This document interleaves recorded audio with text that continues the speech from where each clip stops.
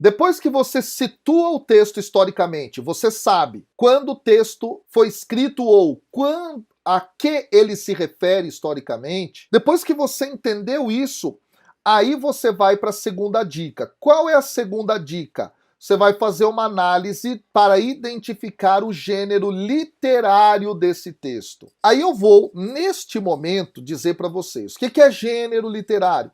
É um jeito de escrever. Nós podemos dizer que na Bíblia há 3 gêneros literários. São eles: narrativa, poesia e prosa ao texto argumentativo. No Antigo Testamento existem narrativas e elas, portanto, vão ser compostas por um enredo, uma história que tem começo, tem meio e tem fim. Então, quando você ler narrativas bíblicas, entenda que a história tem começo, tem meio e tem final. Quando você avança um pouco mais, você começa a perceber que tem também poesias do texto bíblico. Vamos para alguns elementos da poesia bíblica. Primeiro deles é entender que essa poesia vai tratar de imagens sobre Deus. Então você vai ler, por exemplo, o livro dos profetas, tem muita poesia envolvida. Os livros sapienciais como Salmos, Provérbios, onde você encontra